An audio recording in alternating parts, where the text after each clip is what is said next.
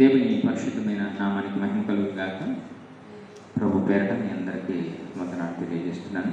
ప్రభు మనల్ని ప్రేమించి మరొక పునరుత్థాన దినాన్ని మన బ్రతుకులో అనుగ్రహించి ఆయనను ముదుమార స్తుతించడానికి, కీర్తించడానికి, గణపరచడానికి అవకాశాలు లేకపోయినప్పటికీ మనం ఈ రీతిగా మన బంధుబాటులో ఉన్నటువంటి యూట్యూబ్లు కానివ్వండి, అలాగే రకరకాలైనటువంటి వెసులుబాటు మనం కలిగి ఉండి వాటిని ఉపయోగించుకోవడానికి ప్రభు మనకి ఎంతగానో సహాయపడుతూ ఉన్నారు ఈ లాక్డౌన్ కారణంగా. అయితే మరి ఈ సమయాన్ని మనం ఆయన వాక్యం కొరకు కేటాయించడం అనేటువంటిది, ఆయన మాటలు వినడానికి కేటాయించడం అనేటువంటిది గొప్ప సంగతి. ఎందుకంటే ఎన్నో పనులు మనం పెట్టుకుంటూ ఉంటాం. ఆ పనులను బట్టి మనం కొంచెం సమయాన్ని కూడా హెచ్చించడానికి కొంచెం కష్టమవుతున్న తరుణంలో దేవుని పిల్లలంగా దేవుని వాక్యాన్ని వినాలి అనేటువంటి అవకాశాన్ని మనము కలిగి ఉండటం, అలాగే ఆ సమయాన్ని దేవుని కొరకు కేటాయించడం అనేటువంటిది గొప్ప సంగతి. మరి ఆ రీతిగా దేవుని యొక్క వాక్యాన్ని వినడానికి ముందు చిన్న ప్రార్థన చేసుకొని వాక్యాన్ని వింటాం. పరిశుద్ధులు వెళ్తండి, ప్రేమ కలిగిన మా ప్రభు, మీకు వందనాలు, స్తుతులు, స్తోత్రాలు చెల్లిస్తున్నాం. ఈ సమయంలో మీ సన్నిధిలో మీ పిల్లలంగా అయ్యా మరి తండ్రి మీ మాటలు వినేటువంటి అవకాశాన్ని మీరు మాకు అనుగ్రహించినందుకు స్తోత్రాలు. నిమిత్త మాత్రమైనటువంటి మమ్మల్ని మీరు జ్ఞాపకం చేసుకొని మా పక్షంగా మీ యొక్క కృపను విస్తరింపజేస్తూ మా జీవితంలో మేము నేర్చుకోవాల్సినటువంటి అనేకమైనటువంటి సంగతులను మీరు మాకు నేర్పుతున్నందుకు స్తోత్రాలు చెల్లిస్తున్నారు. పునరుత్థానుడైనటువంటి మీరు మా పక్షంగా ఏది ఉద్దేశించారో దాన్ని చేయడానికి, అలాగే ప్రభా అట్టి కార్యముల ద్వారా మాకు కలగాల్సినటువంటి ప్రయోజనం ఏంటో నేను తెలుసుకోవడానికి సహాయం చేస్తున్నందుకు స్తోత్రాలు. ఈ సమయమందు కూడా నీ మాటలను మాకు వెల్లడిపరిచి మా ఆధ్యాత్మిక జీవితాన్ని బలపరిచి స్థిరపరచమని యేసు నామములో ప్రార్థిస్తున్నాము తండ్రి, ఆమేన్. మరొకసారి మీ అందరికీ ప్రభునామమున వందనాలు. దేవుని వాక్యంలో నుంచి ఒక మాట చదువుకుందాం. యేసుక్రీస్తు ప్రభు తిరిగి లేవటం ద్వారా మనకు కలిగినటువంటి ఎన్నో ప్రయోజనాలు మనం చూస్తూ ఉన్నాం వాక్యంలో నుంచి. అలాగే మరొక విషయాన్ని కూడా మనం చూద్దాం. యోహాను సువార్త 16వ అధ్యాయం 7వ వచనాన్ని చదువుతున్నాం. యోహాను సువార్త 16వ అధ్యాయం 7వ వచనం. అయితే నేను మీతో సత్యము చెప్పుచున్నాను, నేను వెళ్ళిపోవటం వల్ల మీకు ప్రయోజనం కలుగును. నేను వెళ్ళని ఎడల ఆదరణకర్త మీ వద్దకు రాడు. యేసుక్రీస్తు ప్రభువారు ఆయన ఇంకా మరణాన్ని పొందలేదు, ఆయన పరలోకానికి వెళ్ళలేదు. వెళ్ళకముందే శిష్యులతో చెబుతున్నాడు, నమ్మినటువంటి భక్తులతో చెబుతున్నాడు, నేను ఒక సత్యాన్ని మీకు చెబుతున్నాను. అంటే ఇప్పుడు దాకా సత్యం చెప్పలేదా యేసుక్రీస్తు ప్రభు? ఇప్పటి వరకు సత్యం చెప్పలేదంటే అది కాదు అక్కడ అర్థం. ఆయన చెప్పిన మాటలన్నీ వాస్తవమైనవి. దేవుని నామానికి మహిమ కలుగుగాక. ఆయన చెప్పిన ప్రతి మాట సత్యమైనదే, ఆయన చెప్పిన ప్రతి మాట స్వచ్ఛమైనదే, ఆయన చెప్పిన ప్రతి మాట మానవుని యొక్క జీవితానికి ఎంతో ప్రయోజనాన్ని చేకూర్చింది. అవి అనుసరించదగి. యేసుక్రీస్తు ప్రభువారు చెప్పినటువంటి, ఆయన మరణించకముందే, ఆయన పునరుద్ధానం చెందకముందే, తండ్రి దగ్గరికి వెళ్ళటానికి ముందే చెప్పినటువంటి మాట, నేను వెలుట వలన మీకు ప్రయోజనం. ఎక్కడికి వెళ్ళడం ద్వారా? పరలోకానికి వెళ్ళటం ద్వారా మీకు ప్రయోజనం. పరలోకానికి వెళ్ళాలంటే ముందు ప్రభు చనిపోవాలిగా. చనిపోవటం మాత్రమే కాదు, చనిపోయిన తర్వాత తిరిగి లేవాలిగా. తిరిగి లేచిన తర్వాత కదా ఆయన పరలోకానికి వెళ్ళేది, తండ్రి దగ్గరికి వెళ్ళేది. అందుకే నమ్మినటువంటి తన భక్తులకు చెబుతూ ఉన్నాడు, నేను మీ మధ్యలో కొంతకాలమే ఉంటాను, తర్వాత లోకము నన్ను సిలువ వేసి చంపుతుంది, నేను 3వ దినాన్ని తిరిగి లేస్తాను, లేచిన తర్వాత నేను పరలోకానికి వెళ్తాను, వెళ్ళి అలాగనే ఉండిపోను, మరలా మీ దగ్గర ఉండటానికి ఆదరణకర్తను మీ దగ్గరికి పంపిస్తాను. నేను వెళ్ళకపోతే ఆదరణకర్త మీ దగ్గరికి రాదు. అందుకే నేను వెళితేనే నీకు ప్రయోజనం. దేవుని నామానికి మహిమ కలుగుగాక. కొన్నిసార్లు చుట్టాలు మన దగ్గరికి వస్తే కొంతమందికి ప్రయోజనం కలిగింది. మనం ఎవరి దగ్గరికి వెళితే వాళ్ళకి ప్రయోజనం కలిగింది. ఎందుకంటే వాళ్ళ యొక్క బాగోగులు చూసుకోవడానికో, వాళ్ళ యొక్క యోగక్షేమాల గురించి ఆలోచన చేయడానికో, కొంత ఏదైనా సహాయం చేయడానికో అక్కడికి వెళ్ళటం ద్వారా, వాళ్ళ దగ్గరికి వెళ్ళటం ద్వారా ప్రయోజనం కలుగుతుంది. ఒక్కోసారి హాస్పిటల్కి వెళ్ళాల్సి ఉంటుంది, వెళ్ళినటువంటి కారణం చేత మనం ఏం చేస్తాం, పాపం వీళ్ళు ఇబ్బంది పడతా ఉన్నారు, వీళ్ళకి ఏదో రీతిగా కొంచెం సహాయపడతాం అనేటువంటి ఆలోచనతోటి సహాయపడతాం. అలాగే మనం వెళ్ళటం ద్వారా వాళ్ళకి ప్రయోజనం కలగాలి. ఏదో చుట్టం చూపులాగా పోయి ఏదో రాలేదనుకుంటారని చెప్పేసి పలకరించి రావడానికి కాదు వెళ్ళేది. వాళ్ళ యొక్క ప్రయోజనం, వాళ్ళకి మన ద్వారా ఏదైనా ప్రయోజనం కలగాలి. అందుకు దేవుని నామానికి మహిమ కలుగుతాడు. యేసుక్రీస్తు ప్రభు వారు అంటున్నాడు, నేను పరలోకానికి వెళ్ళడం ద్వారా మీకు ప్రయోజనం కలుగుతుంది. ఏంటి ఆ ప్రయోజనం అంటే, ఆదరణకర్తని మీ దగ్గరికి పంపిస్తాను. నేను వెళ్ళకపోతే ఆదరణకర్త మీ దగ్గరికి రాడు. నేను వెళ్ళతున్నాను అనేటువంటి బాధ మీకు ఉండొచ్చు. ఈ లోకంలో ఎంతకాలం ఉంటా నేను? ఈ 33 సంవత్సరాలు కదా ప్రభు ఆయన శరీరధారిగా ఉంది. ఒకవేళ ఇంకా బ్రతికితే ఒకవేళ 50 సంవత్సరాలు బ్రతకొచ్చు, లేకపోతే ఇంకో 100 సంవత్సరాలు బ్రతకొచ్చు. ఏనాటికైనా ఆయన చనిపోవలసిందేగా, ఏ మనిషి అయినా చనిపోవలసిందేగా. అయితే చనిపోయిన తర్వాత నేను చనిపోకముందు కొంతకాలం మీతో ఉంటాను, కానీ నేను చనిపోయిన తర్వాత తిరిగి 3వ దినాన మృత్యుంజయుడే తిరిగి లేచిన తర్వాత పరలోకానికి వెళ్ళిన తర్వాత ఎల్లప్పుడూ మీతో ఉండటానికి. ఆ మాట కూడా చదువుకుందాం. 14 యోహాను సువార్త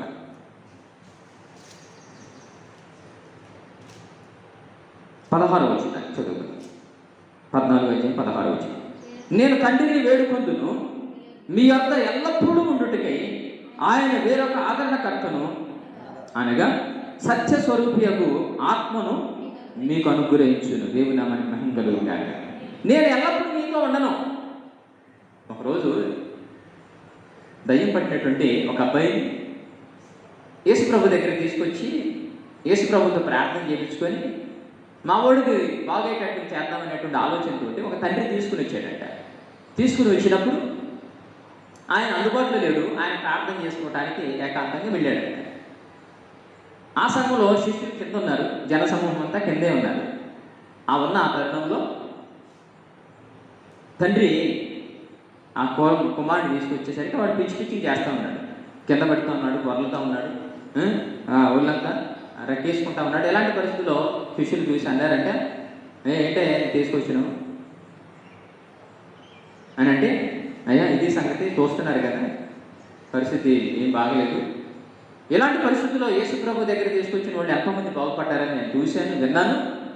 అయితే అందుకే యేసుప్రభు దగ్గరికి మా ఊడిని తీసుకొచ్చాను అంటే, మరి అప్పటిదాకా ఆగుతావా, నేను ప్రార్థన చేసి వెళ్ళగొట్టమంటావంటే, సరే నీకు అది సాధ్యమైతే ఆ పని చేయండి అని చెప్పేసి ఆ కుమారుడిని శిష్యుల దగ్గరికి తీసుకుని వెళ్తాడు. అప్పుడు శిష్యులు ప్రార్థన చేశారంట, కానీ అతను దయ్యం పోలేదంట.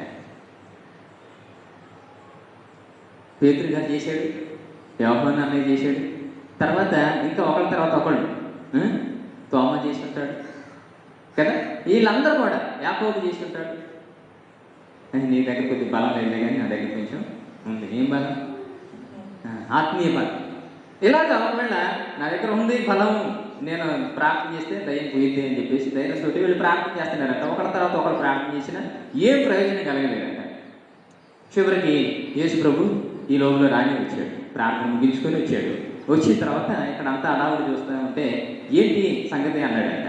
అప్పుడు ఈ తండ్రి చెబుతూ ఉన్నాడంట, అయ్యా మావాడి సంగతి ఇది, వీడు అగ్ని కనపడితే అగ్నిలో దూకాలని ప్రయత్నం చేస్తున్నాడు, నీళ్లు కనపడితే నీళ్లలో దూకాలని చూస్తున్నాడు, తను తానే ప్రాణాన్ని ముక్కు తెచ్చుకునే ప్రయత్నం చేస్తున్నాడు. ప్రతిరోజు మేము వీడికి ఆకలి ఉండాలి. ఇది మా సంగతి అయ్యా, మా పరిస్థితి ఇది. నీవు బాగు చేస్తామని నీ దగ్గరికి తీసుకుని వచ్చాము. ఈ లోపల నువ్వేమో ప్రార్థన చేసుకోవడానికి వెళ్ళావు. మీ శిష్యులు అందుబాటులో ఉంటే ప్రార్థన చేయమనంటే వాళ్ళ చేత కాలేదయ్యా అన్నాడు. ఇది చూడండి, పరువు మీరంటే కదా. కొన్నిసార్లు మనకి ఏదైనా చేత కాకపోతే, ఏదైనా జరగకపోతే అలాగే అనిపిస్తుంది. వాళ్ళ ముందే కదా, వాళ్ళ ఆ తండ్రి చెప్తా ఉన్నాడు, మీ శిష్యుల వల్ల కాలేదయ్యా. మన మొహం ముందు ఎవరైనా చెబితే ఎంత ఇబ్బంది పడతాం కదా. తప్పలేదు మరి. అక్కడే మరి యేసుప్రభు వచ్చి అడిగాడు, ఏం సంగతి అని అడిగితే చెప్పాల్సి వచ్చింది. ఇప్పుడు చెప్పిన తర్వాత ఆ బాబుని తీసుకురమ్మంటే తీసుకొచ్చాడు. వెంటనే యేసయ్య ప్రార్థన చేయగానే దయ్యమా తను విడిచిపెట్టుకో అని ఆజ్ఞాపించగానే వాడు కింద పడి గిలగిలా కొట్టుకొని చివరికి ప్రాణం పోయిన వాళ్ళలాగా పడిపోయాడు. అందరూ అనుకున్నారంటే చూసి చచ్చిపోయాడు అనుకోండి. వెంటనే కాసేపటికి ఈ చేతులు కాళ్ళు కదిలేయటం ప్రారంభించాడు. వెంటనే తేరుకున్న తర్వాత బాబు లేపి కొంచెం ఇంటికి తీసుకెళ్ళి అన్నం పెట్టు అని చెప్పాడు యేసుడు. దేవుని నామానికి మహిమ కలుగును గాక. అతను పంపించిన తర్వాత ఇప్పుడు శిష్యులతో చెబుతున్నాడు, నేను ఎంతకాలం ఉంటాను మీతోటి, కనీసం ఈ దయ్యాన్ని కూడా మీరు వెళ్ళగొట్టలేరా? ఎంతకాలం ఇంకా మీరు నా మీద ఆధారపడతా ఉంటారు? అంటే ఆధారపడటం ఇంకా నేనే చూసుకుంటానులే, నేనే చేస్తానని చెప్పేసి ఎంతకాలం అనుకుంటారు? నేను కొంతకాలం ఉంటాను, శాశ్వత కాలం మీతో ఉండలేను. ముందుగానే వాళ్ళని ప్రిపేర్ చేస్తున్నాడు, ముందుగానే ఆయన వాళ్ళని సిద్ధం చేస్తున్నాడు. అయితే ఆదరణకర్త గురించి చెబుతూ ఉన్నాడు, ఆయన ఎల్లప్పుడూ మీతో. నేను వెళితే ఆదరణకర్త మీ దగ్గర పంపించేది ఎందుకో తెలుసా? మీ దగ్గర ఎల్లప్పుడూ ఉండటం కోసం. నేను వెళితేనే ఆదరణకర్త మీ దగ్గరికి వస్తాడు. అంటే పరిశుద్ధాత్మ. ఆదరణకర్త ఎవరైనా పరిశుద్ధాత్మ. పరిశుద్ధాత్మ మీ దగ్గరకు వస్తాడు, నేను వెళ్ళకపోతే రాడు. ఇప్పుడు పరిశుద్ధాత్మని పంపించేటువంటి ఆ పని ఎందుకు యేసుప్రభు వారు చేయాల్సి వచ్చిందో కొన్ని విషయాలు నేను మీకు కొంత వివరంగా చెప్తాను. ఇప్పుడు 16వ అధ్యాయం చదువుకుంటాను. యోహాను సువార్త. పరిశుద్ధాత్మని మన దగ్గరికి పంపించడం ద్వారా మనకు కలిగిన ప్రయోజనం. నేను వెళ్ళుట వలన మీకు ప్రయోజనం చెప్పాడు చూడండి. ఏంటి ఆ ప్రయోజనం అంటే పరిశుద్ధాత్మని మన దగ్గరికి భూమి మీదకి పంపించడం. ఎన్ని దినాలకు పరిశుద్ధాత్మ భూమి మీదకి వచ్చాడు తెలుసా? యేసుప్రభు వెళ్ళిన తర్వాత 10 రోజులకి. యేసుప్రభు వారు తిరిగి లేచిన తర్వాత ఎన్ని రోజులు ఉన్నాడు తెలుసా? భూమి మీద 40 రోజులు ఉన్నాడు. 40 రోజులు ప్లస్ 10, 50 రోజులు. పెంతుకోస్తు అనేటువంటి పండుగకు అర్థం ఏంటంటే 50వ దినము అని అర్థం. పెంతుకోస్తు పండుగ దినాన పరిశుద్ధాత్ముడు వీళ్ళ మీదకి దిగి వచ్చాడు. దేవుని నామానికి మహిమ కలుగును గాక. ఆయన వచ్చిన తర్వాత జరిగేటువంటి పని ఏంటో ఇప్పుడు చూద్దాం. ఏమిటో వచ్చిన యోహాను సువార్త 16వ అధ్యాయం 8వ వచనం. ఆయన వచ్చి పాపమును గురించి, నీతిని గూర్చి, తీర్పును గూర్చి లోకమును ఒప్పుకొనజేయును. దేవుని నామానికి మహిమ కలుగును గాక. పరిశుద్ధాత్ముడు మీ దగ్గరికి రావడం వల్ల మీకు ప్రయోజనం ఏంటో తెలుసా? ఆయన వచ్చి లోకాన్ని పాపముల గురించి ఒప్పుకునేటట్లు చేస్తాడు. లోకంలో ఉన్నటువంటి మనుషులను నీతిని గురించి ఒప్పుకునేటట్లుగా చేస్తాడు. తీర్పుని గురించి ఒప్పుకునేటట్లుగా చేస్తాడు. ఎలా చేస్తాడు అనేది నేను కొంత వివరంగా మీకు చెబుతున్నాను. పరిశుద్ధాత్ముడు శిష్యులు ప్రార్థన చేసుకుంటున్న సమయాల్లో యేసుప్రభు వారు తిరిగి లేచి ఆ ఆరోహణమైన ఆ 10 దినాలకు వచ్చేనాడు అని చెప్పేసి అంటున్న మాట చెప్పారు చూడండి. ఆ రోజు నింపబడినటువంటి పరిశుద్ధాత్మ చేత వారు ఎక్కడికి వెళ్ళి ప్రసంగం చేసిన అనేకులు ప్రభువుని విశ్వసించారు. ఒక చోట 5,000 మంది బాప్తిసం పొందారట, ఒక చోట 3,000 మంది బాప్తిసం పొందారట. అంటే వాక్యము వారి జీవితంలో ఏం చేశాడంటే, పరిశుద్ధాత్ముడు ఏం చేశాడంటే, నువ్వు పాపివి అని హెచ్చరిక చేసేటట్లుగా, వాళ్ళు పశ్చాత్తాపపడేటట్లుగా, వాళ్ళ హృదయాలు కదిలించబడేటట్లుగా, వాళ్ళ జీవితంలో ఒక మంచి మార్పు వచ్చేటట్లుగా పరిశుద్ధాత్ముడు కార్యం చేయడం ప్రారంభించాడు. దేవుని నామానికి మహిమ కలుగును గాక.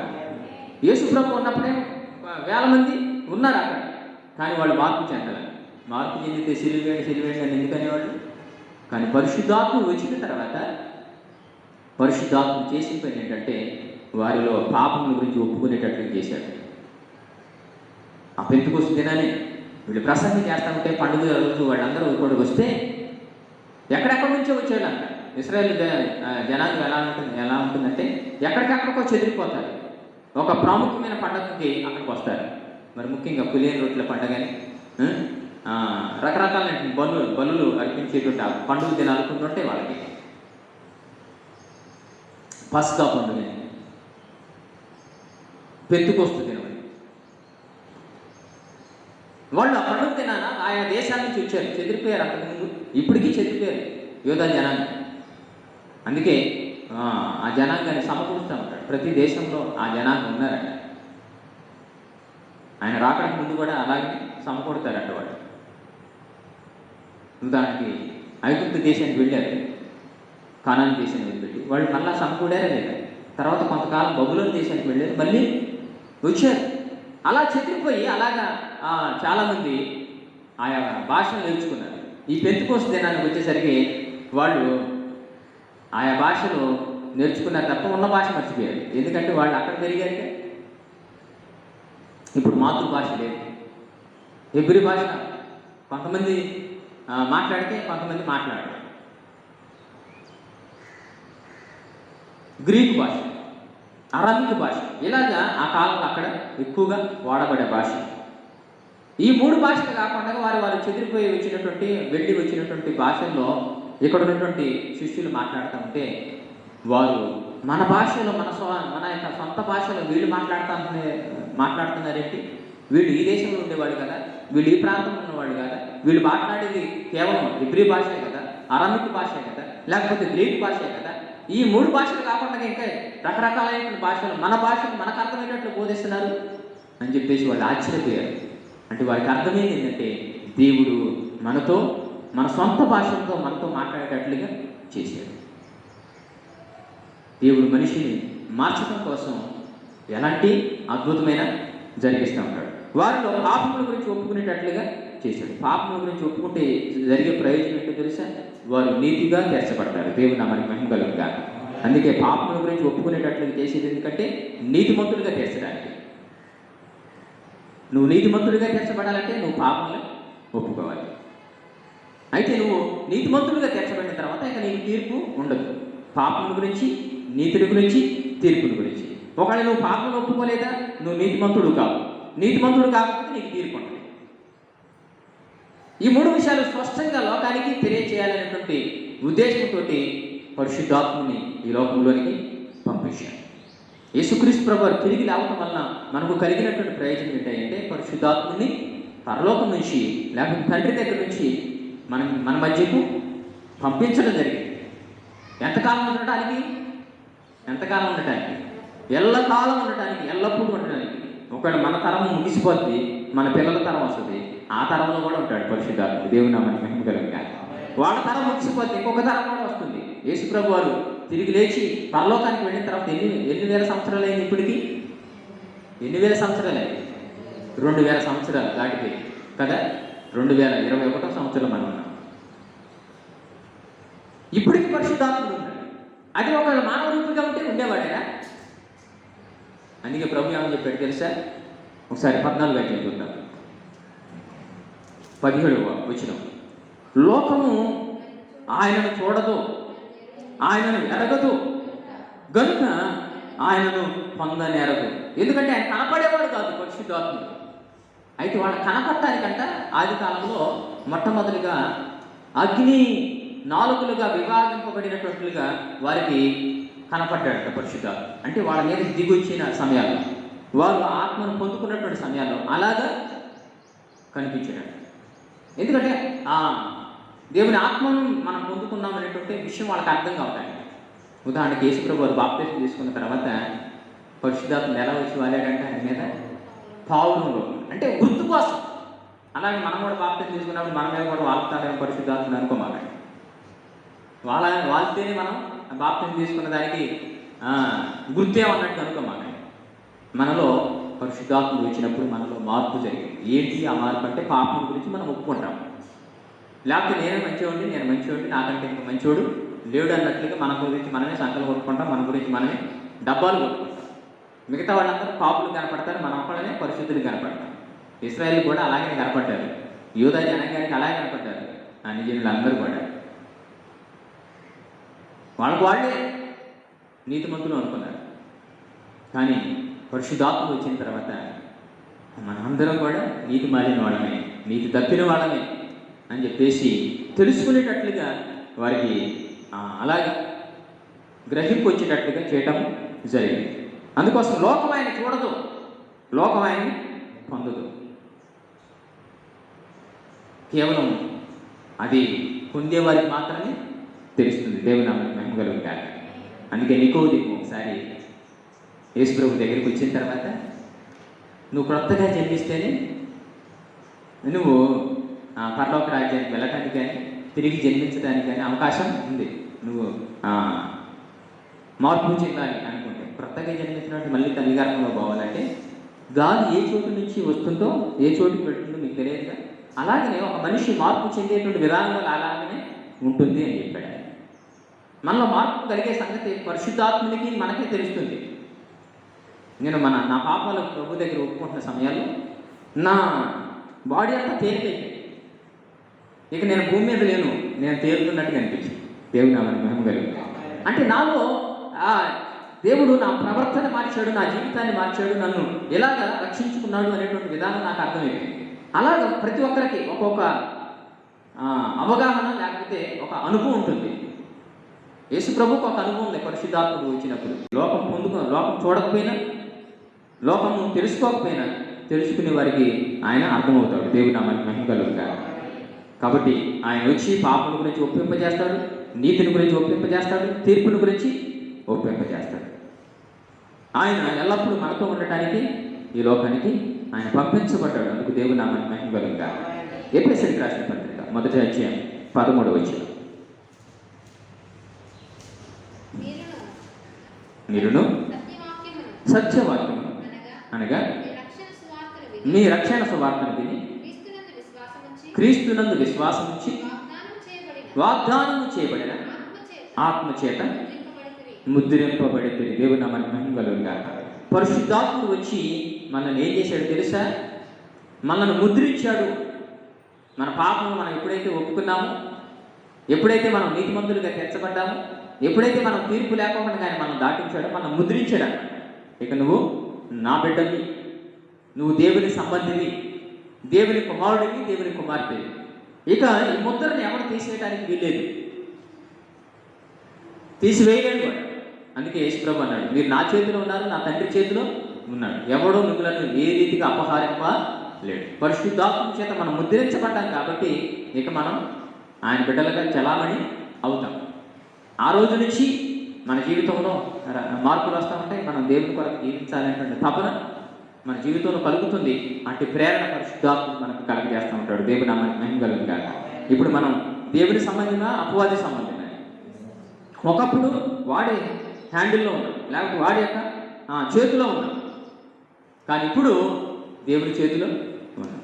పరిశుద్ధాత్మ చేత మనం ముద్రించబడ్డాం. 3వ విషయం, యోహాను సువార్త 14వ అధ్యాయం 26వ వచనం. యోహాను సువార్త 14వ అధ్యాయం 26వ వచనం. ఆదరణకర్త అనగా తండ్రి నా నామమున పంపబోవు పరిశుద్ధాత్మ సమస్తమును మీకు బోధించి నేను మీతో చెప్పిన సంగతులన్నిటినీ మీకు జ్ఞాపకము చేయి. దేవుడు నామానికి మహిమ కలుగుగాక. పరిశుద్ధాత్ముడు ఇంకేం చేస్తాడంటే ప్రభు మనకి చెప్పినటువంటి సంగతులన్నింటినీ మనకి జ్ఞాపకం చేస్తాడు. అంటే ఎక్కడ మర్చిపోతాం అని ముద్రించడం మాత్రమే కాదు, ఆయన కొరకు మనం భద్రపరచడమే మాత్రమే కాదు, మనకు ఆయన బోధించిన సంగతులన్నీ మనకు తెలియజేస్తుంటాడు. ఇగో ప్రభు ఎలా చెప్పాడుగా, నిన్ను వలే నీ పొరుగు అని ప్రేమించమన్నాడుగా, నువ్వు ప్రేమిస్తున్నావా? మనలో ఆ మాటని రెట్టింపు మళ్ళీ తిరిగి మనకు ఆ మాటను వినిపింపజేసేటట్లుగా పరిశుద్ధాత్ముడు చేస్తూ ఉంటాడు.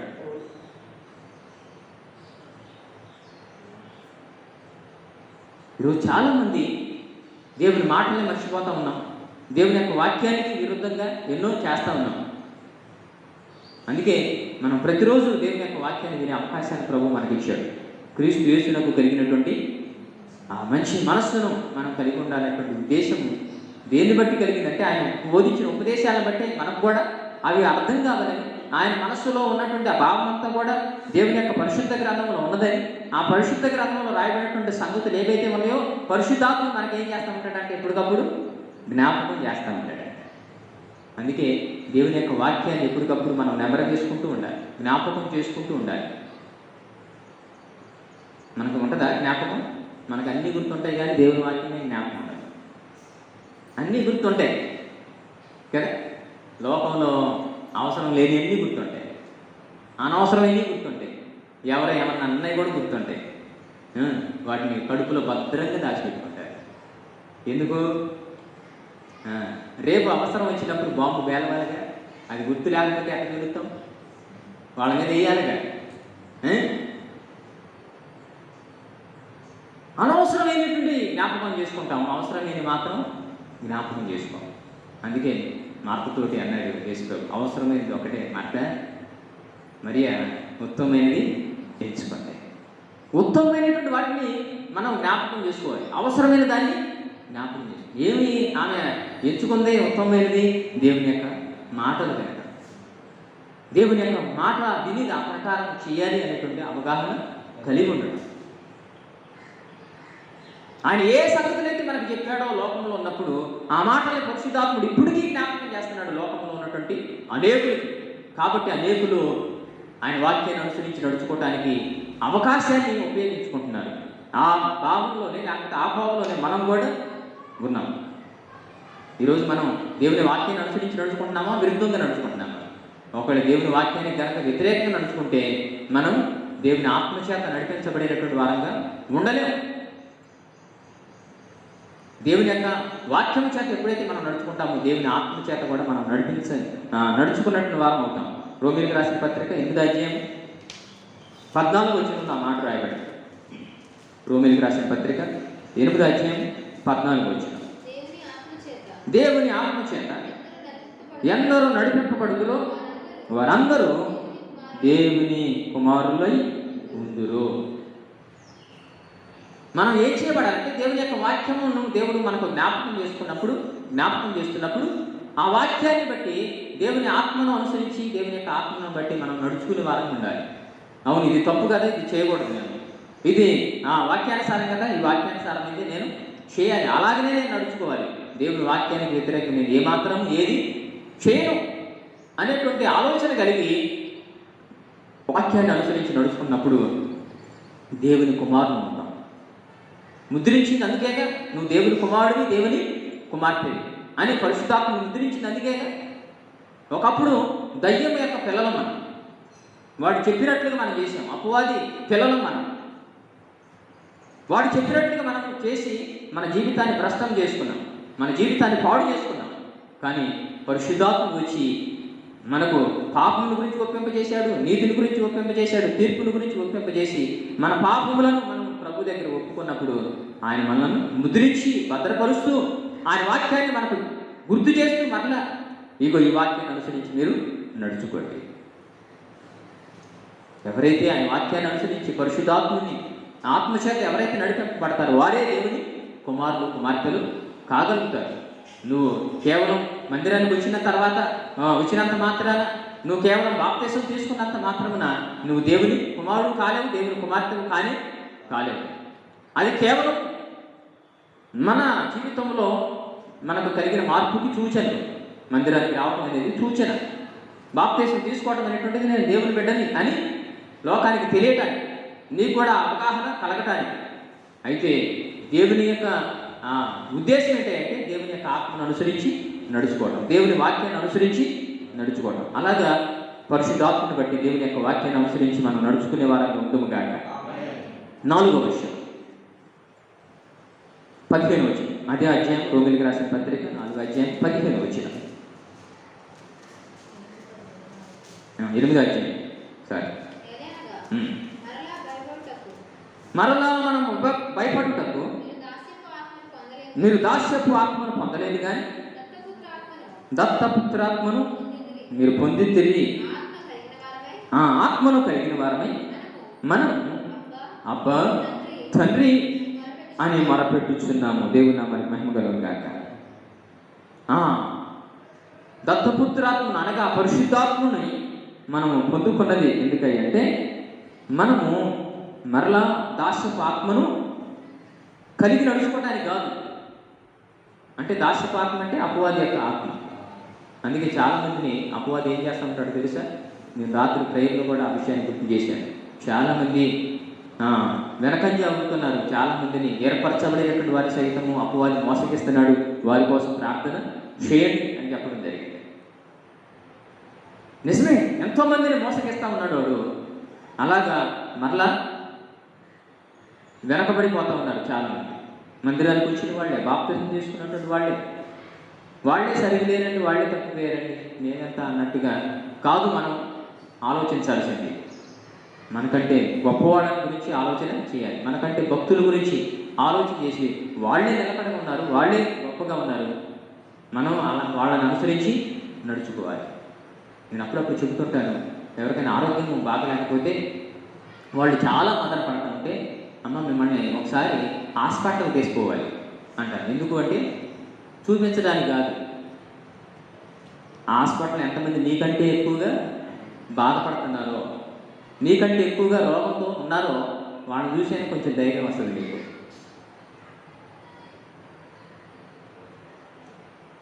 దత్తపుత్రాత్మను మనం పొందింది ఎందుకంటే ఒకప్పుడు కలిగినటువంటి దుర్మార్గమైనటువంటి పనులు బట్టి మనం పొందాల్సిన శిక్ష అంతా కూడా దేవుడు తప్పించాడు కదా. ఇప్పుడు మన జీవితంలో మనము ఆ యొక్క లోక సంబంధమైన లేకపోతే దాస్యపు ఆత్మకు మరలా దాసుని కాకోకుండా మనము భయపడకోకుండా ఉండడానికి, అలాగే అబ్బా తండ్రి అని మొరపెట్టుకోవటానికి, ప్రభువా నేను నీ బిడ్డగా నేనున్నాను అయ్యా నన్ను బలపరచండి అని మనం దేవుడికి మొరపెట్టుకోవటానికి, దేవుడికి ప్రాధేయ పడటానికి ఏం చేయాలి? దేవుని పిల్లలు శోధనలో ప్రవేశించుకోకుండా, యేసుప్రభు అదే చెప్పాడు, మీరు శోధనలో ప్రవేశించుకుంటున్నట్లుగా మెలకువగా ప్రార్థన చేయండి. అదే పరిశుద్ధాత్మను మళ్ళా జ్ఞాపకం చేస్తున్నాడు. మీరు ప్రార్థన చేయండి, అబ్బా తండ్రి అని మొరపెట్టాలి. ఇందులోకి వెళ్ళకోకుండా, మరలా దాసపు ఆత్మలోనికి వెళ్ళకోకుండా, శోధంలోనికి వెళ్ళకోకుండా. ఎందుకంటే శోధకుడు శోధిస్తూనే ఉంటాడు ఏర్పరచబడిన వారిని. కానీ పరిశుద్ధాత్మను ఏం చేస్తూ ఉంటాడంటే మనలో ఉండి అబ్బా తండ్రి అని మొరపెట్టేటట్లుగా. ఆ 25 వచ్చిన కూడా చూస్తే, 26 వచ్చిన కూడా చూస్తే ఆ మాట ఉంటుంది. 8వ అధ్యాయం రోమిలికి రాసిన పత్రిక 26 వచ్చిన. అటువల్లే ఆత్మయు మన బలహీనతను చూసి సహాయం చేస్తున్నాడు. ఎలా సహాయం చేస్తున్నాడు? ఎలా అనగా మనం యుక్తముగా ఎలాగో ప్రార్థన చేయాలో మనకు నమ్మిన కొత్తలో మనకు ప్రార్థన చేయడం తెలిసిందా? తెలియదా? కానీ పరిశుద్ధాత్మ మనలో ఉన్నాడుగా.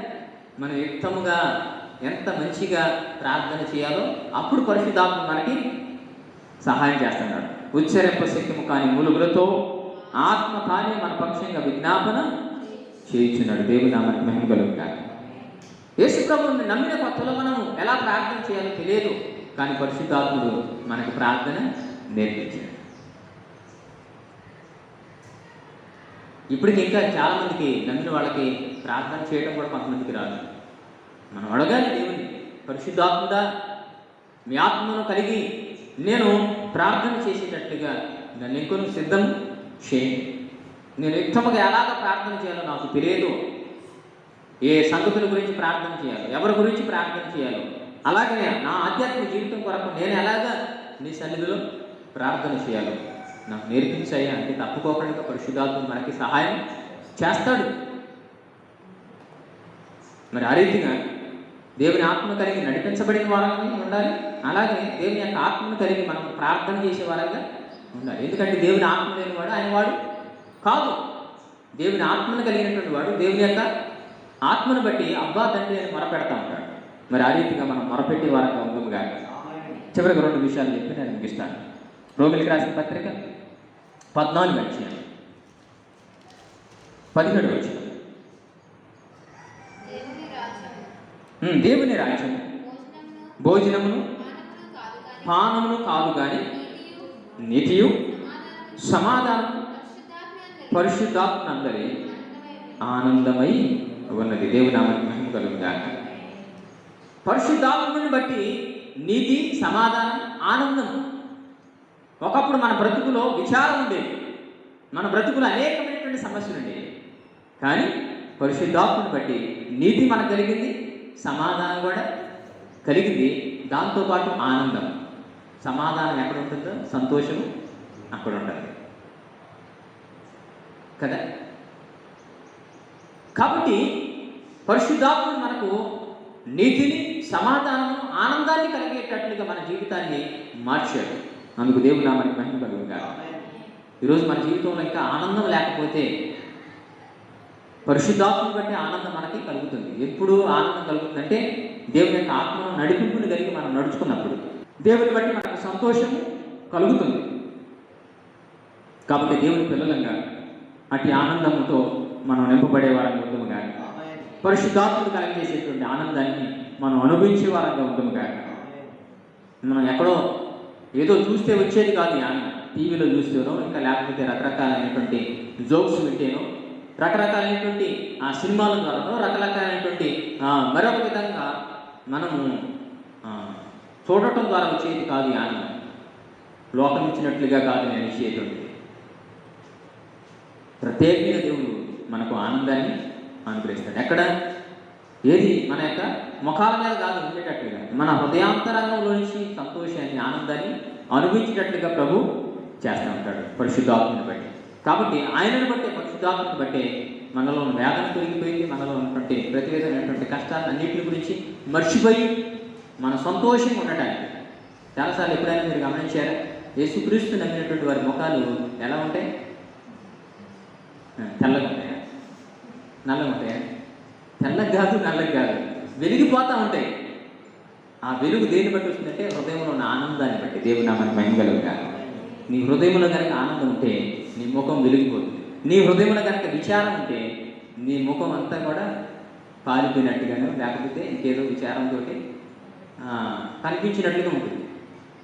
అందుకే ముఖాన్ని చూడడం కొంతమంది ఏంటో కొంచెం బాధ ఉన్నట్టున్నారు అంటారు. కొన్నిసార్లు బాధ ఉన్నట్టు, ఏంటో బాగా నవ్వుతూ ఉన్నారు, మా ముఖం చాలా వెలిగిపోతుంది, సంతోషంగా ఉంది, ఏంటో కారణం అంటారు కదా. మరి యొక్క వందనం వచ్చింది వెనకానే ఎలిజబెత్ యొక్క గర్భంలో ఉన్నటువంటి కుమారుడు సంతోషపడేసరికి ఏమో కూడా సంతోషం. దేవుని పిల్లలుగా పరిశుద్ధాత్ముడు వాళ్ళ ఇద్దరు హృదయాల్లో ఉన్నాడు కాబట్టి వారు అంతగా కలుసుకున్నప్పుడు చాలా సంతోషపడ్డారు, సంబరపడ్డారు.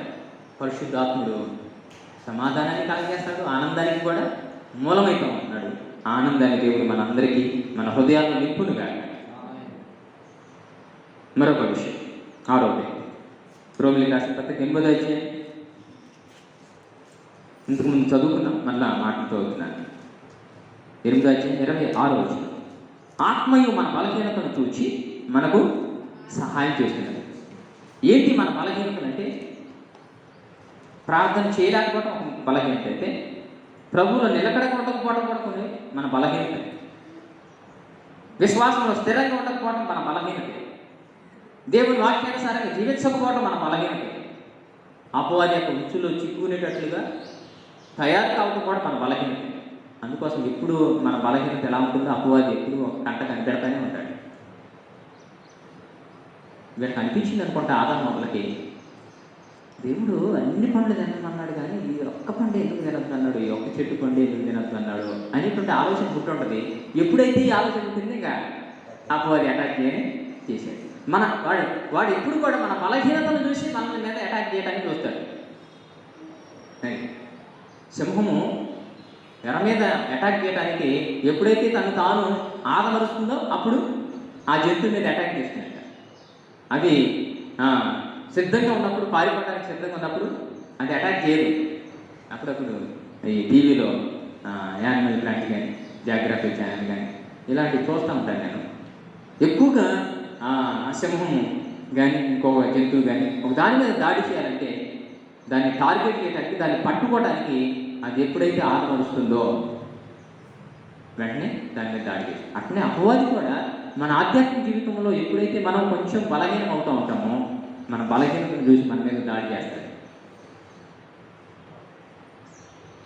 కాబట్టి జాగ్రత్త సుమ, ఏది మన బలహీనత మనం గ్రహించాలి.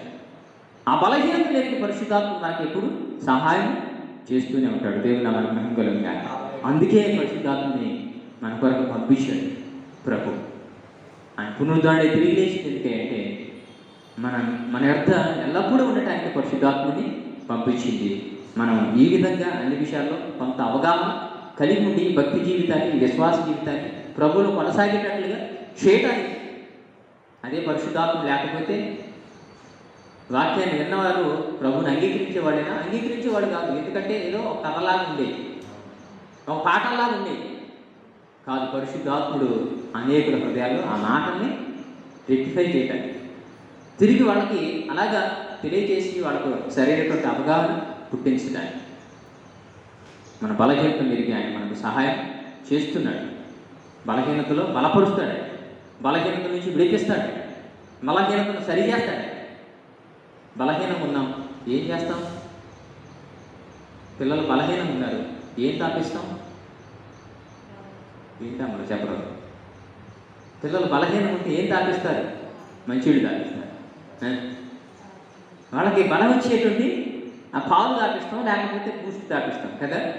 మన ఆధ్యాత్మిక జీవితం బలంగా ఉండటం కొరకు మనం కూడా వాక్యం అనేటువంటి పాలన, వాక్యం అనేటువంటి ఆ యొక్క బలమైనటువంటి ఆహారాన్ని మనం తీసుకొని ఆ వాక్యాన్ని బట్టి మనం జీవించగలిగినప్పుడు ఆ వాక్యం ద్వారా మనం బలహీనం కాకుండా బలాన్ని పొందుకుంటాం. దేవుని నామానికి మహిమ కలుగును గాక. అందుకోసమే వాక్యము చాలా శక్తివంతమైనది, వాక్యము చాలా బలమైనది. అది ప్రతి వాణి యొక్క కీళ్లను మూలుగులను విభజించినంతగా దూసుకొని వెళ్ళి ప్రాణాత్మ మూలుగులన్నింటినీ కూడా సరిచేసేదంట. దేవుని నామానికి మహిమ కలుగును గాక. బలపరిచేదంట. చివరికి ఇంకొక మాట జ్ఞాపకం చేస్తాను. 15వ అధ్యాయం రోమిలికి రాసిన పత్రిక 11వ వచనం. 15వ అధ్యాయం 11వ వచనం. కాగా మీరు పరిశుద్ధాత్మ శక్తి పొంది విస్తారముగా నిరీక్షణ గలవరగుటకు నిరీక్షణ కర్తయ్యకు దేవుడు విశ్వాసము ద్వారా సమస్త ఆనందంతోనూ సమాధానంతో మిమ్ములను నింపునుగాక. దేవుని నామానికి మహిమ కలుగును గాక. మనము పరిశుద్ధాత్మను బట్టి శక్తి పొందుకుంటున్నాం. అలాగనే విస్తారముగా నిరీక్షణ కలిగినటువంటి వారంగా ఉండాలి. ఈ లోకంలో మనం భయంతో భక్తితో బ్రతకడానికి, ఈ లోకమాలను అంటకోకుండా ఉండటానికి శక్తి కావాలి మనకి కదా. తుదకు ప్రభు యొక్క మహాశక్తిని బట్టి మీరు బలవంతులే ఉండండి. దేవుని బట్టి మనం బలంగా ఉంటాం. అదే సమయంలో పరిశుద్ధాత్ముడు ఏం చేస్తూ ఉంటాడంటే మనకు నిరీక్షణ కలిగేస్తాడు. ఎందుకు ఈ నిరీక్షణ? నేను ఒక రోజున ఈ లోకాన్ని విడిచిపెట్టి వెళ్ళాల్సింది, పరలోకంలో నా దేవుడితో కూడా నా ప్రభుతో కూడా ఉండటానికి నేను వెళ్ళబోతున్నాను అనేటువంటి నిరీక్షణ కలిగి మనం జీవించడానికి పరిశుద్ధాత్మ మనకి సహాయం చేస్తూ ఉంటాడు. ఈ ధైర్యంగా మనం చెప్పేటువంటి భావన మనకు కలుగుతుందంటే దాని అర్థము పరిశుద్ధాత్మ మనల్ని ప్రిపేర్ చేస్తున్నాడు. పరిశుద్ధాత్మ మనల్ని సిద్ధం చేస్తున్నాడు. మనల్ని అలాగా రూపుదిద్దుతూ ఉన్నాడు. అందుకే ఈ లోక మాలిన్యం అంటుకోకుండా పరిశుద్ధాత్మ మనం ఎప్పటికప్పుడు భద్రపరుస్తూ ఉంటాడు.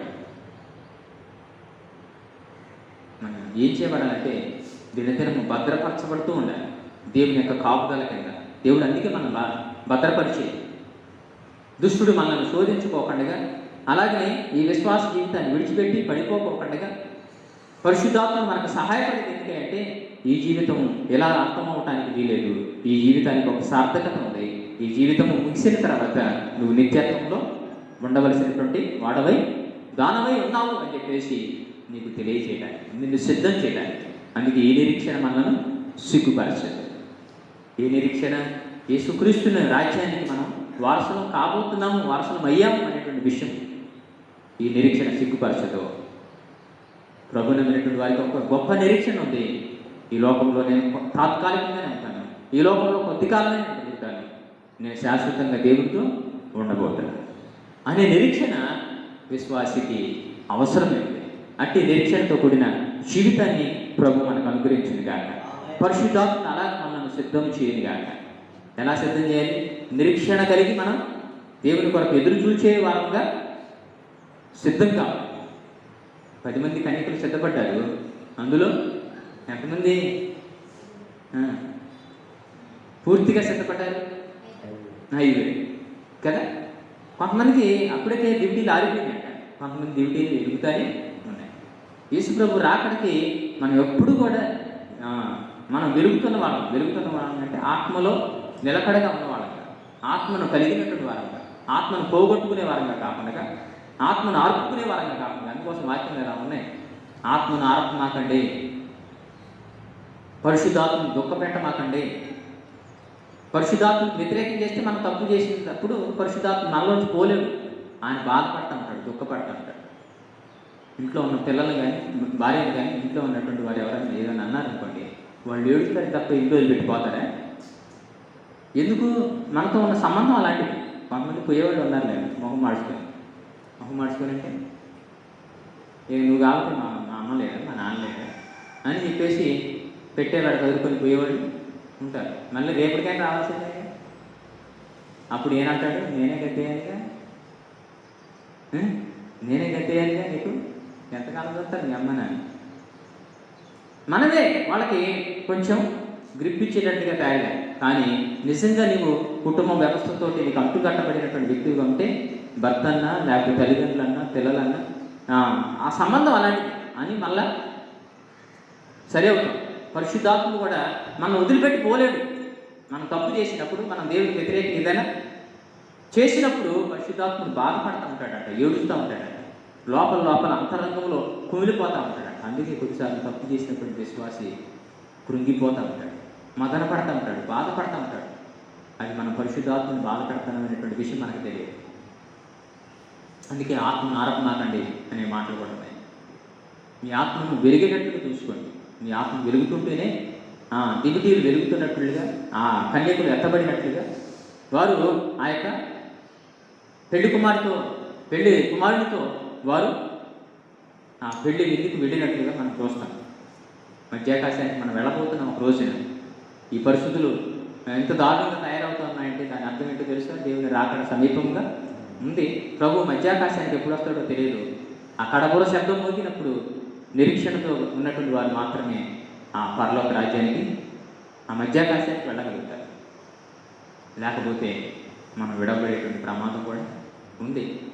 కాబట్టి అలాంటి పరిస్థితుల్లోకి మనం వెళ్ళకోకుండా నిరీక్షణ కలిగిన వారమై పరిశుద్ధాత్మని అనుసరించి మనం నడుచుకునే వారంగా ఉందాము గాక. ప్రభు ఈ మాటను దీవించింది గాక. అందరు కూడా తల నుంచి ప్రార్థన చేద్దాం. పరిశుద్ధులు వెంటనే ప్రేమ కలిగిన మా ప్రభువ, మీకు వందనాలు, స్తుతులు, స్తోత్రాలు చెల్లిస్తున్నాం. ఈ యొక్క సంఘములు ఈ మాటలు మేము వినటానికి సహాయం చేశారు ప్రభువా. ఈ భూమి మీదకి శరీరధారికి వచ్చినప్పుడు నీవు ఎక్కువ కాలం ఉండవని నీకు తెలిసే, అవునయ్యా మనుషులందరూ కూడా ఎక్కువ కాలం బ్రతికేవాడు కాదయ్యా. అయితే నువ్వు ముందుగానే పరిశుద్ధాత్మ గురించి నిన్ను వెంబడిస్తున్నటువంటి బిడ్డలకు, నీ శిష్యులకు చెప్పారు, నేను వెళ్ళడం వల్ల మీకు ప్రయోజనం, ఈ లోకంలో నేను చంపబడతాను, సమాధి చేయబడతాను, 3వ దినాన్ని తిరిగి లేస్తాను, పరలోక రాజ్యానికి వెళ్ళేది ఎందుకంటే ఆదరణకర్తలు మీ దగ్గరికి పంపించడానికి. నేను ఎల్లప్పుడూ మీ దగ్గర ఉండను, కానీ ఆయన వచ్చినప్పుడు ఎల్లప్పుడూ మీతోనే ఉంటాడు, ఆయన మీలో ఉంటాడు, మీతో ఉంటాడు అని చెప్పిన మాటలు మేము ఇంటూ వచ్చాం ప్రభు. అయ్యా పరిశుద్ధాత్మ ద్వారా మేము కలిగినటువంటి ప్రయోజనాలు ఎన్నో ఉన్నాయి. పాపం గురించి, నీతిని గురించి, తీర్పుని గురించి అయ్యా మేము ఒప్పుకునేటట్లుగా పరిశుద్ధాత్మను సహాయం చేశారు. పరిశుద్ధాత్మను మీరు మమ్మల్ని ముద్రించారు. అలాగే ప్రభు మరి తండ్రి అయ్యా మీ గురించినటువంటి మాటలు మేము విని తిరిగి యథావిధిగా మీరు ఏ బోధ అయితే చేశారో అవే మాటలు మాకు గుర్తు చేసి ఆ వాక్యానుసారంగా నడుచుకునేటువంటి జీవితాన్ని, ఆత్మ నడిపింపును అయ్యా మాకు అనుగ్రహిస్తున్న విధానాన్ని బట్టి మీకు వందనాలు. పరిశుద్ధాత్మ కూడా ఆత్మలు ఆనందించేటువంటి భాగ్యం, సమాధానము, నీతిని అయా ప్రభా పరిశుద్ధతను మీ పరిశుద్ధాత్మ ద్వారా మాకు కలిగింది తండ్రి. అలాగే పరిశుద్ధాత్మ ద్వారా మేము శక్తిని పొందుకోగలిగాం అయా తండ్రి. ఈ లోకంలో అపవాదిని జయించడానికి అయా ప్రభు మేము శక్తిమంతులమై ఈ లోక మాలిని అంటుకోకుండా అయా మీ బలము ద్వారా వాటిని జయించగలగడానికి సహాయం చేస్తున్నారు. అలాగే మేము నిరీక్షణ కలిగినటువంటి వారముగా అయా తండ్రి మేము జీవించడానికి, మీరు ఆకలి వరకు సిద్ధపడేటువంటి వారంగా ఉండడానికి పరిశుద్ధాత్మ మీరు మాకు సహాయం చేస్తున్నందుకు వందనాలు. అవును తండ్రి, మీ యొక్క ప్రణాళిక అంతటిని బట్టి మీకు వందనాలు ప్రభువా. పరిశుద్ధాత్మని మీరు పంపించినటువంటి విధానం అద్భుతమైనటువంటిది. పరిశుద్ధాత్మ ద్వారా మేము పొందుకున్నటువంటి మేలులు ఎన్నో ఉన్నాయి ప్రభువా. ఇంకా వినవలసింది, తెలుసుకోవాల్సింది ఎన్నో ఉన్నాయి. కేవలం కొన్ని మాత్రమే ప్రభు ఈ రోజున మేము మాకు జ్ఞాపకం చేశారు. విన్న మాటలు మా హృదయాలు ముద్రించండి. మేము అయా తండ్రి ఇతరులకు ప్రయోజనకరమైనటువంటి వారికి ఉండటానికి కూడా సహాయం చేయండి ప్రభువా. మీరు వెళ్ళటం ద్వారా ప్రయోజనం కలిగింది మానవాళికి. ఎందుకంటే పరిశుద్ధాత్ముడు ఈ లోకానికి రాగలిగాడు. వచ్చిన కారణంగానే ప్రజలందరూ కూడా నేను విశ్వసించడానికి అవకాశం కలిగింది. అవును ప్రభు, మా జీవితాలను బట్టి ఇతరులు మిమ్మల్ని విశ్వసించడానికి, మేము కూడా ప్రయోజనకరమైన వ్యక్తులుగా ఉండటానికి, నిరీక్షణతో జీవించే వారంగా ఉండటానికి, అనేకులకు సాక్షులుగా ఉండటానికి సహాయం చేయమని ప్రార్థన చేస్తూ ఈ మాటలు విన్నటువంటి మా అందరి జీవితాల్లో ఈ మాటలు ముద్రించండి, ఫలవంతం చేయండి. ఇంకా ఆత్మను దుఃఖపెట్టే వారంగా ఉన్నానేమో, ఆత్మను ఆర్పుకునే వారంగా ఉన్నానేమో, దయచేసి మమ్మల్ని క్షమించండి. ఆత్మను దుఃఖపెట్టే పనులు మేము చేయకోకుండా, ఆత్మను ఆర్పుకుని చివరికి విడవబడేటువంటి వారంగా మేము ఉండకోకుండా, మీ ఆత్మలో ఎప్పుడు కూడా ఆనందిస్తూ, అలాగనే తండ్రి ఆత్మను ఎప్పుడు ఆత్మ దీపాన్ని వెలిగించే వారంగా, మీ రాకడ కొరకు మేము సిద్ధపడే వారంగా, ఎదురు చూసే వారంగా, మేము సిద్ధపడుతూ అనేకులు సిద్ధం చేసే వారు ఉండడానికి సహాయం చేయండి. మహిమ ఘనతా ప్రభావం మీకు ఆరాధిస్తూ రక్షకుడైన యేసు నామములో ప్రార్థించి స్తుతించి వేడుకొనుచున్నాము తండ్రి, ఆమేన్. పరమ తండ్రి దేవుని ప్రేమ, కుమారుడైన యేసుక్రీస్తు వారి యొక్క కృప, పరిశుద్ధాత్మిక అనే సహవాసం ఈ మాటలు విన్నటువంటి మనందరికీ లోకమున్న సకల పరిశుద్ధులకు సదాకాలం తోడే ఉండదు కాక. ఆమేన్. ఓకే, మీ అందరికీ వందనాలు. ప్రైజ్.